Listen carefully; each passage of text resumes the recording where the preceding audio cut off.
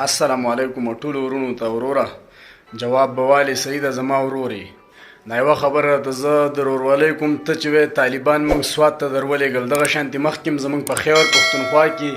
ځای په ځای باندې راغلو چې زموږ جوماتونه به ورانول مدرسې به ورانولې طالب او مجاهد او علیم او قاري دغه شانتې چل هېڅکله هم نه کوي چې د الله په نوم باندې مین او د الله د دین دپاره کار کوي صحیح ده لاله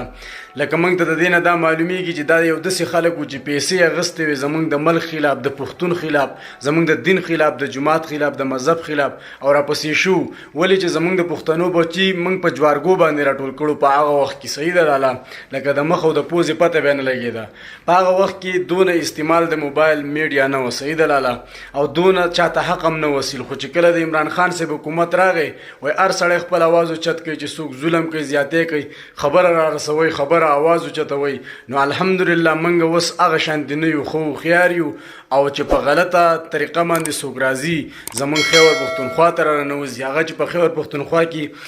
هر علاقه نه موږ پرېږدو نه زموږ ادارې پرېږدي لاله صحیح ده څنګه چې مخکې قربانیانې ورکړي هغه شانتې به انشاءالله بیا هېڅکله نه راځي غلط سړي له موږ د سره موقع نه ورکوو او چې دې جنډې ته غلط نظر لري که نه نو د هغه نه به انشاءالله سټ شو کوو بقایه خبره د افغانستان او د پاکستان ده لاله د افغانستان طالبان د اوسه پورې تاسو دا د پاکستان دي اوس وایي زموږ ورونه دي لاول خو به چې موږ ستاسو مبارزې کولې نو تاسو به وایي چې دا د پاکستان دي زما ورونه یې دا خبره ته پر وری کوم لاول به تاسو دا وایي طالب تورمخې پنجابی دی اوس ستا ورور شو خو چې څنګه زما د ملک د فوجي ستا په وطن کې کار نشته زما د پولیس زما د وطن د وغړو دغه شان ستا د طالب زما په وطن کې کار نشته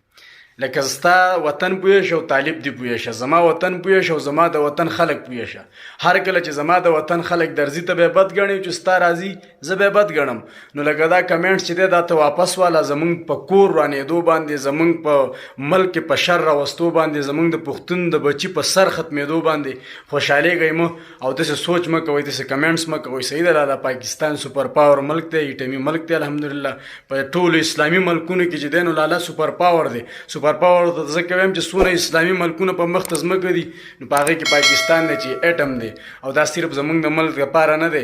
دا زموږ الحمدلله د هر مسلمان ورور دپاره دی صحیح ده لاله چې د خیره څه په کم وخت کې م الله پاک د ښه راولي بده نه